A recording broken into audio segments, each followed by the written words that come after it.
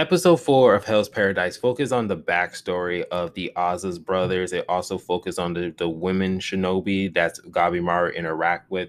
And we also see the backstory of Tamiyama, which we actually get an introduction of when the episode actually start, where we see him walking through this village trying to look for the Black Dragon swordsman. And he showcased his strength and to cause a lot of property damage, and he was able to kill him.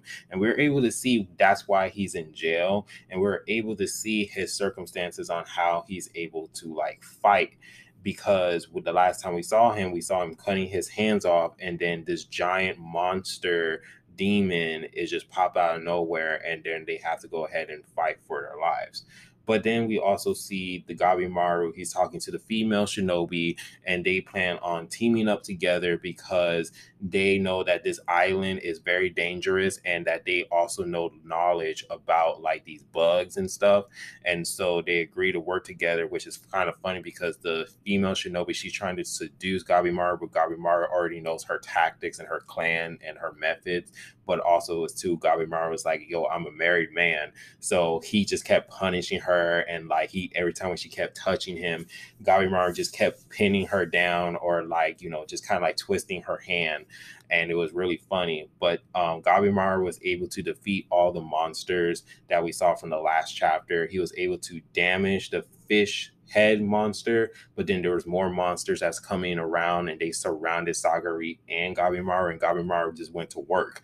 They also see that the island is kind of like represent of Buddhism because of the monsters and the statues and some of what the monsters are saying. So at this point in time, they kind of have a feel of like what's going on, especially too with the insects and like what are dangerous and what's are not, and what effects do they have. But we also learn about another backstory of the Aza sibling, and we know why the Bandit King became the Bandit King, and we learn about their story and how their mom fell ill, and then their dad was actually part of the seven Ronin. So when both of those parents died, they actually was just living on the street. So of course he has to survive by protecting his brother, by pretty much just rob and steal and doing all these mischiefs. So of course when he's doing all of these things, he got caught. And then when he tells his brother, like, hey, become one of those executioners. So the brother became the executioners, of hoping that he will free his brother. And so now that they're stuck in this island, we see them in action. We're able to see them, how they're able to like destroy these monsters, especially to like the blonde one. He just destroyed these monsters of ease. But the reason why we focus on these characters is because they're going to have a huge impact on the story later on. And that's what just established in episode 4. Like these characters, they're going to be there for a while. So just prepare to see them more often. I also like how this episode dabbled into Gabi Maru, how he's dealing with emotions, because when he was saving Sagari, he didn't even realize that he saved Sagari until he snapped into reality, because his whole time he was focusing on the enemy, and how he thought of his way on like fighting and stuff was like, do not have any emotions because it makes you weak, but focus on your opponent. Do not worry about anyone else. But then we see him focusing on Sagari, and how what Sagari says that having emotions actually do make you strong, and especially to how his wife actually taught him. So we just see how like his character development, how he's just changing from this ruthless killer to someone who actually like has like a heart and feelings. And so it was great to see that. And it was also great to see like how Gabi Maru was just like thanking the shinobi woman for like saving him and Sagari, because when they came in the last minute, they were able to wipe out the rest of the monsters. And we see that Gabimaru was just like just thinking of what his wife told him. Like he was like, hey, if someone helps you, you better say thank you.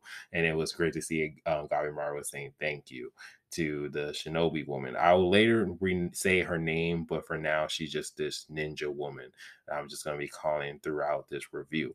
But Other than that, I did like the dynamic more of the Aza siblings because they were very, very interesting.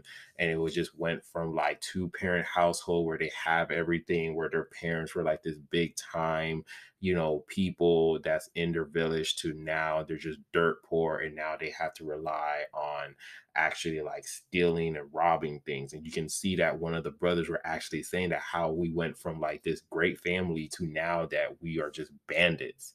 So it was just, honestly, it was great to see where you get to see like their pain and their struggle, but you can tell like they actually care for each other because those are the only family that they actually do have. And so it was great to see that. But other than that, let me know down in the comment section how you guys feel about this episode. I really think it was great because we get to explore more about the other characters, and we get a little bit more information about the island and like some sort of information about it. But other than that, if you guys do like the video, please give it a like, subscribe, and remember, always be decent. This is the Monto Man. I hope you guys have a wonderful day and be safe out here. Peace.